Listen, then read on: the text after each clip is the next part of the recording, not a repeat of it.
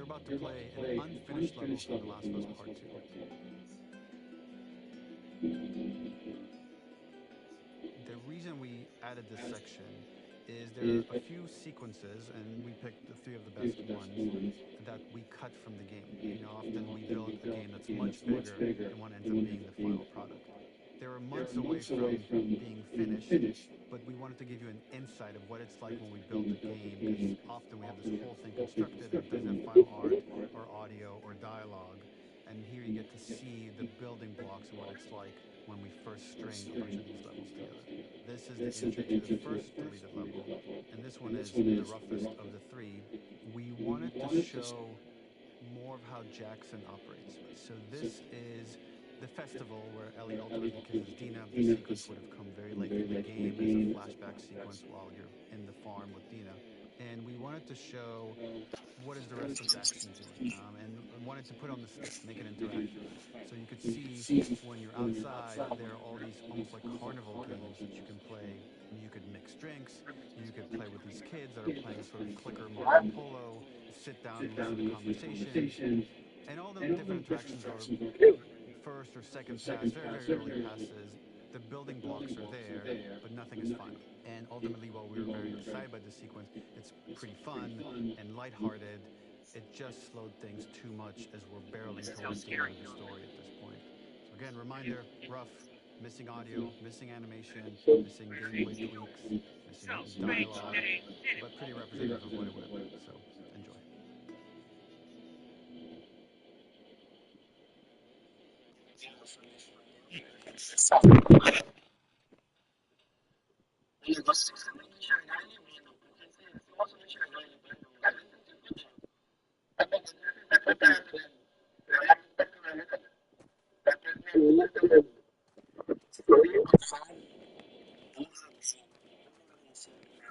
Originally, this level was going to transition us to farm. We would go all the way through to the dance where Ellie and Dina share their first kiss. Then we would play through farm, and when Ellie plays the guitar at night, she would remember the Seth incident. So, the opening for this was a little tricky. We needed it to match in the flow what you might expect emotionally coming from prior beats. Because we were already purposefully disorienting you in time and space. Remember, you just came from this huge fight. To jump straight into it would have been.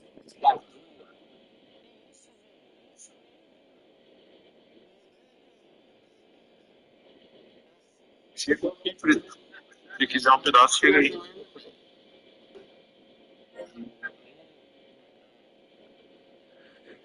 Achoo! A little too jarring.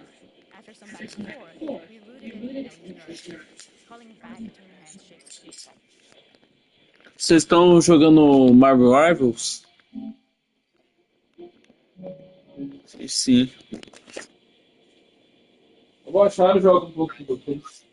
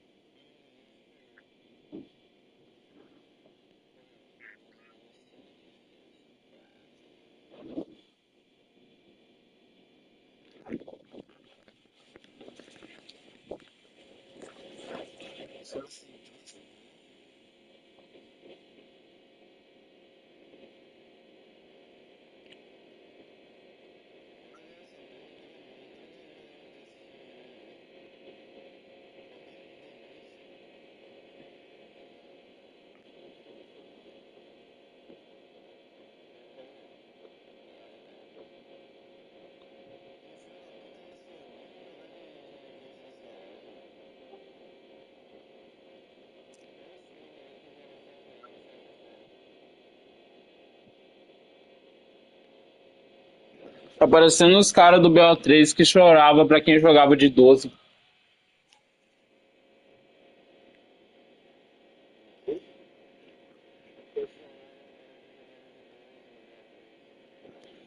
Being theater, but this time for a much more innocuous reason we'll find out later. She's nervous because she has a crush on Dina, who is the only reason why she's here at the dance.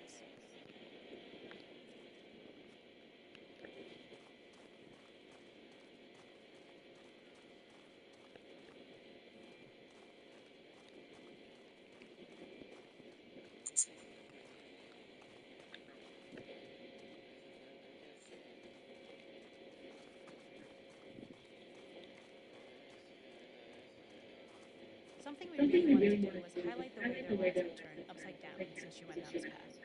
We had this idea of contextualizing all of our usual gameplay mechanics that were designed for really violent villains.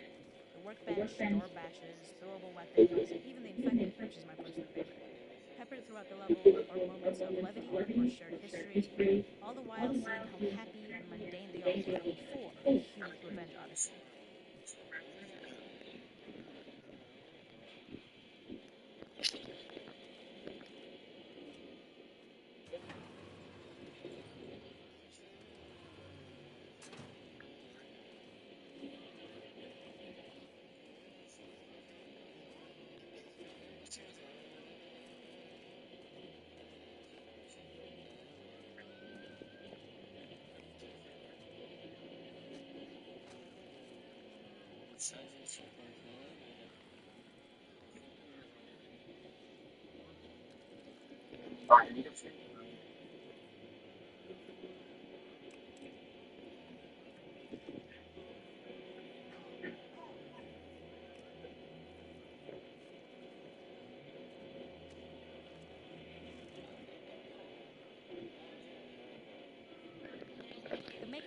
is pretty simple.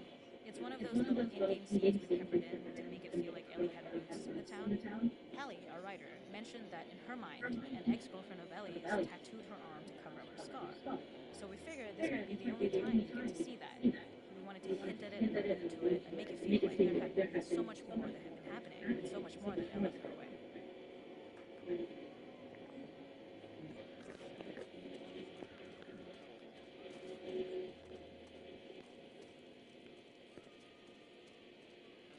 We use our workbench a lot to make a lot of things that kill and maim and hurt people. Here, we had the silly idea of using the same field, harkening back to the same animations, using the exact same UI to instead fix a drink.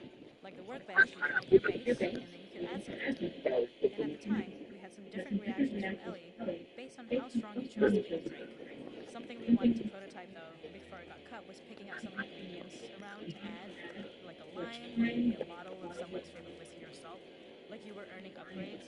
We also toyed with having Ellie carry around the drink he made and occasionally sip it, psyching herself up to go talk to Dina inside because she's nervous. It got too noodly though, because she would need to keep placing it somewhere before she did anything, so it would have ended up more trouble than it was worth.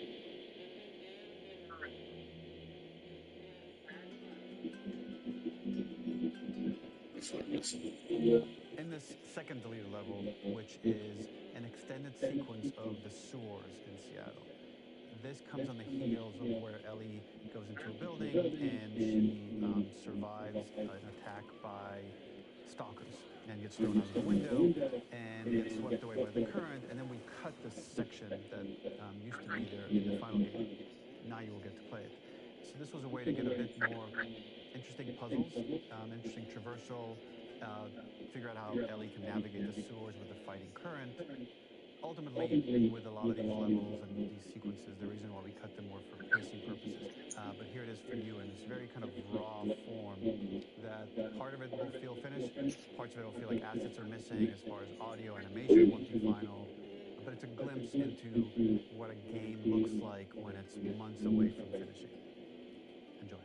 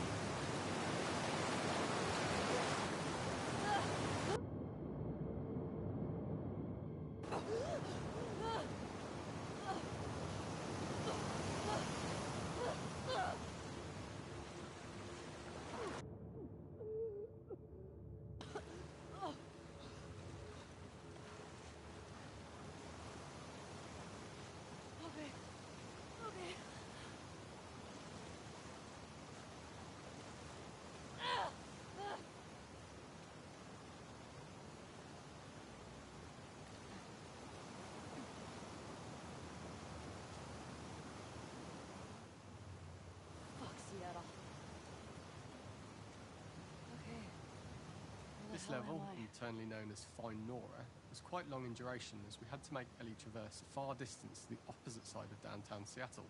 The sewer section was originally longer than what we released the game with, approximately 10 minutes more. This was one of the few areas of the game that used water flow as part of a traversal puzzle. The player has to go upstream to use the current to get to the platform to reach the other side. We mostly cut this mechanic game-wide, however it remained in essence in the section swimming to the aquarium as Ellie when you were avoiding the waves.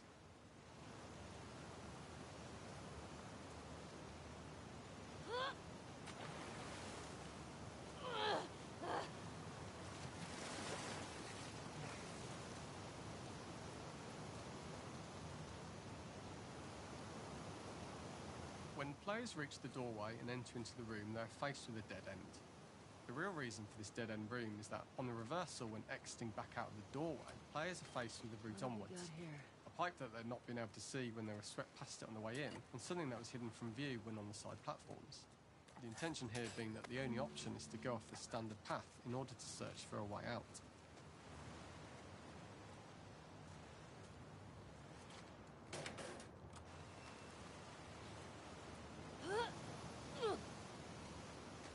Get me the hell out of here.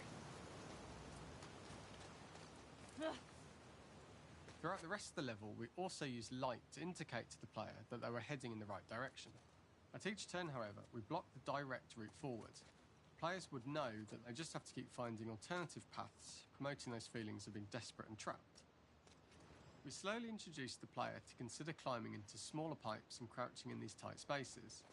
This is to slowly build up to, and encourage, the player to climb into such small pipes that they'd have to be crawling on their stomach, which is something that the player previously may not have recognised as a playable space, let alone the desired route they need to take. We added a tiny space just to reward the player's exploration with a pickup item, and we made sure it was something that made sense that you'd find in this area. A canister and all the garbage that had been washed into the sewers from the surface. We loved the idea of making Ellie prone through a tiny dirty pipe in order to get out, as it was a great opportunity to use our prone mechanic. A unique camera setup was created to support crawling in these pipes, as the standard prone camera is much higher above the player. We also created custom collision in order for Ellie to manoeuvre in these tight spaces easily. Initially, the oblong collision capsule around her character caused issues crawling around corners. We put extra effort into the custom corner collision, so the movement experience is as smooth as the main game.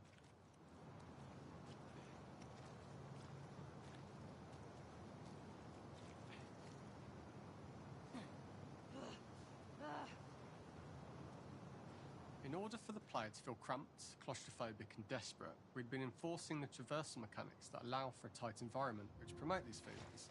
We introduced the use of the squeeze through so that we can keep the player feeling enclosed and tight, but without repeating the same geometry.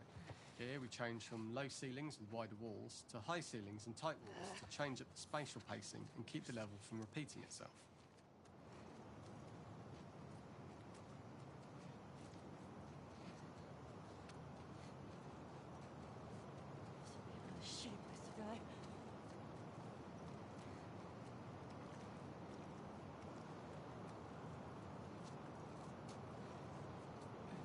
Originally, we had the waterline much higher here, so players had to swim through this tight tunnel. However, from watching user test feedback, it was occasionally causing people to discount the route entirely and turn back on themselves. So to avoid any risk of this happening in the final game, we present a lower water level so the tunnel is easy to see and commit to using. Although this isn't as impactful without the prone swim, it's the better decision as it means a smoother experience for the player with no backtracking frustration. As we surface from the water and over the crest of the slope, we reveal what is further in this tunnel. A clicker that has sprouted and the fungus has grown on the sides of the pipe. It was great to see people who user tested this area becoming increasingly worried as we forced the player to squeeze past the fungus and inches away from the clicker's face, all the time not being sure whether the clicker might be alive or attack them. Although we aren't as cruel as to force a clicker attack in such close proximity, we do have a payoff for this moment. This clicker momentarily turned into Joel to show Ellie's PTSD from what happened to Joel at the start of the game. Ultimately, we decided to save this moment for the farm level, as it was more impactful there because it could become the centrepiece of that experience. Whereas in the sewers, we weren't able to make it as much of a narrative point and give it the breathing room and reaction time that it deserves, given the tight space. Ah, oh shit!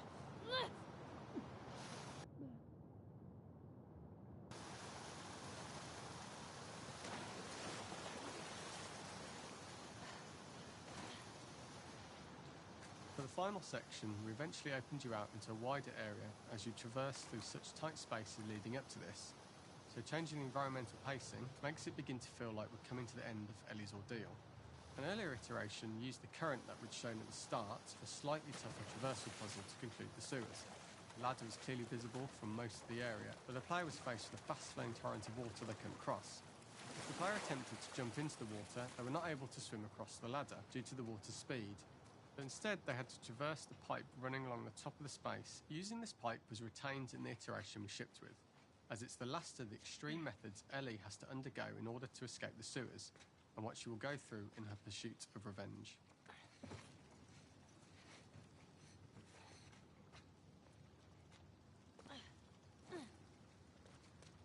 The last ladder climb is quite lengthy, and although we could have trimmed it down to a shorter climb, we liked how this last segment of the journey built anticipation for whether there was success at the top or not after all you've been through.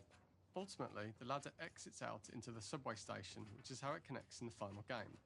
Ellie then has to find her way to the hospital from here, crossing paths with the scars for the first time.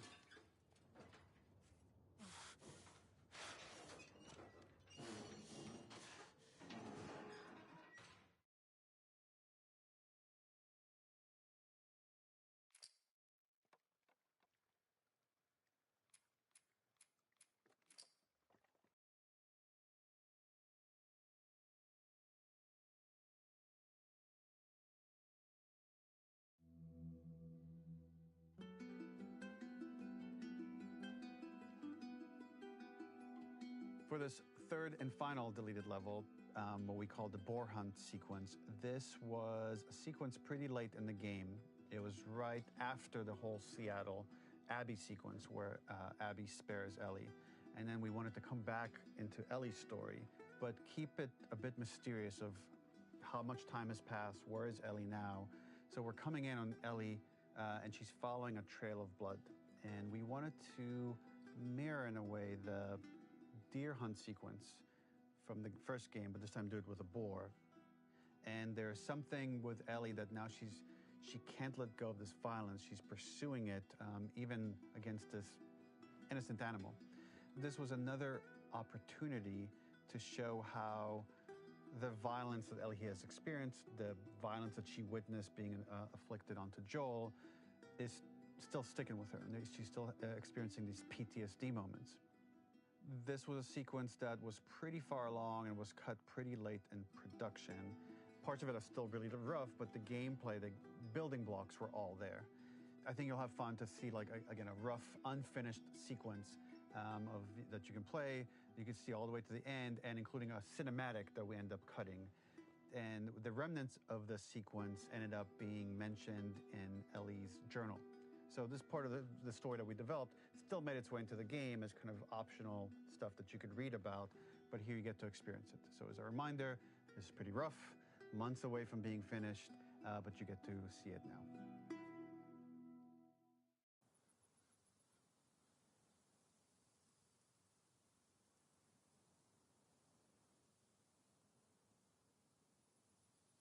Where are you? So the boar hunt was one of the hardest levels for me to work on. It was a huge challenge with the systems that we had, and we kept trying, but it never felt quite right. Originally, the level happened after the Jackson Festival, which also got cut, but before Farm. Once the festival got cut, it became the prologue to Farm.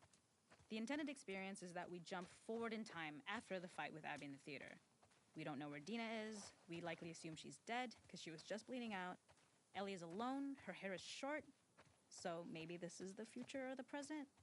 And in early iterations of the fight, it was more arena-like. The player slowly whittles down the boar's health. Ellie gets more visceral and more vicious. We get a little worried about her. As the boar gets weaker, more panicked, more feral, and we start feeling sympathetic to the boar was the hope. In all of these iterations, especially of these wider areas, it required custom AI and scripting to make sure it continued to feel organic as an animal, but we really needed it to do specific stuff. It needed to be able to close distances really, really quickly. It needed to charge to attack, but we wanted the feeling of hunting, so we needed to track it down from afar. And we also needed to discourage the player from attacking the boar when it's that close, or it would kind of turn into this melee kerfuffle. we must have gone through 5 or 6 iterations of the boar fight and all, and every single time it changed pretty drastically. We split it into clear phases, where one was like all long range. We tried another where you're getting close and you get the jump on it quite literally. You're jumping off of a rock to attack it. And then finally, we tried a bunch where you almost sort of go around a bunch of trailers and try and wrestle it. We uncovered after some time that taking down a boar over several phases felt very laborious and a little dramatic. It was comically long, it felt too boss-like, a little too gamey. We decided to cut the first few phases, and we opted for a cold open after the boar had already been hurt off-screen. So that allowed us to focus on feeling like we're closing in on prey and to introduce the boar when it was at its most dangerous. Already hurt, already feral, much too close for comfort. And so the thinking was it would bring us more into Ellie's mindset. Is this really hunting for food, or is she hunting for some other reason?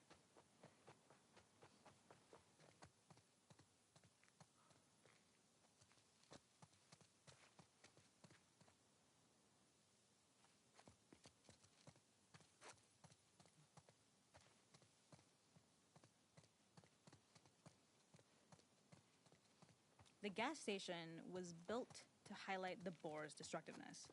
Since it's cramped, the boar feels larger. We also feel trapped with it, though perhaps it's trapped with us.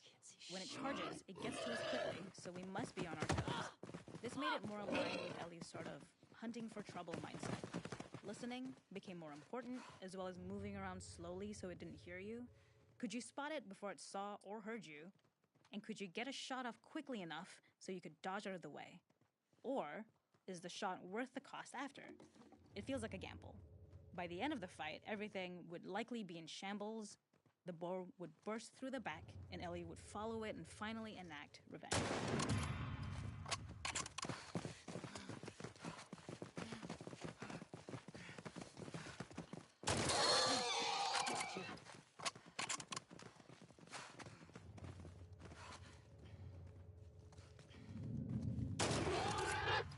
It's over. Nowhere to run.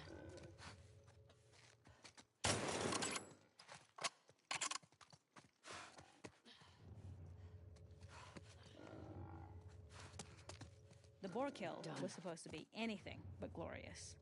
With the boar whimpering at the back of the gas station after Ellie's relentless hunt.